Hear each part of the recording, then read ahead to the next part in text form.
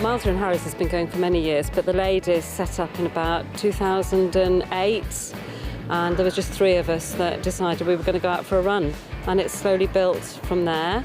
Dechreuais I redeg tua 7 mlynedd yn ôl.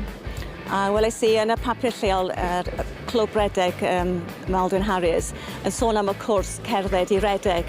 A dwi roed I redeg o blaen. So dwi wedi dwi'n gwneud hwn. A mi nes I o, ydyn erbyn y 10fed wythnos, o'n i'n gallu redeg 3 milltir heb stopio. A hwnna yn ffantastig. A dyna sydd ar I ddechrau.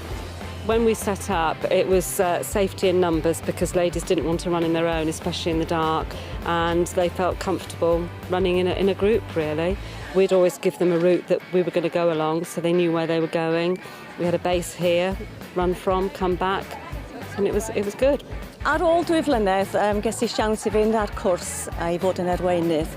O'n I eisiau rhywbeth yn ôl i'r clwb, o'n nhw wedi helpu fi ddod I redeg, a ni eisiau gwneud yr un peth I fwy o ferched eraill. We started off with 3 leaders, and we thought we could have 3 groups, and we've just been building up on our numbers, really. There's about 16, 17 leaders now.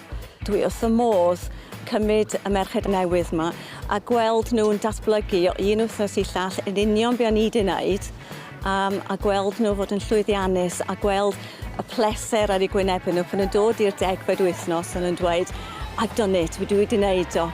On a good night on a Wednesday, we can have 45, 50 ladies.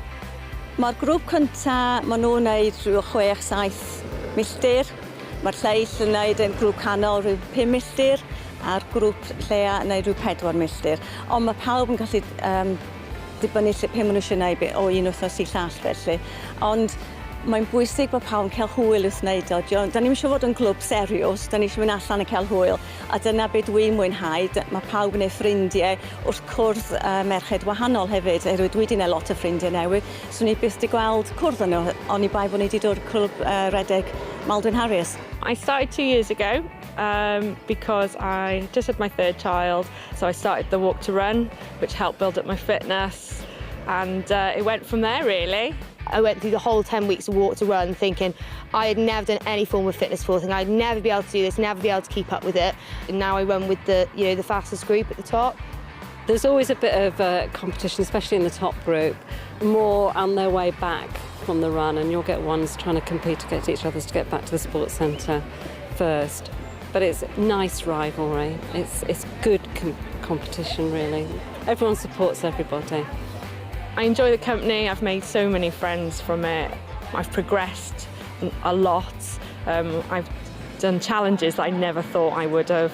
I've completed a half marathon, and I'd never thought I would ever be a runner, let alone do those type of things as well. So ni'n perswadio yn ffrindiau I ddod i'r clwb redeg, maen nhw'n cadw'n ffit, maen nhw'n cael ffrindiau newydd, a maen nhw'n cael hwyl, a mae hwnna'n bwysig iawn dydy yma I wneud rhywbeth I gyd efo'n gilydd o grŵp o merched.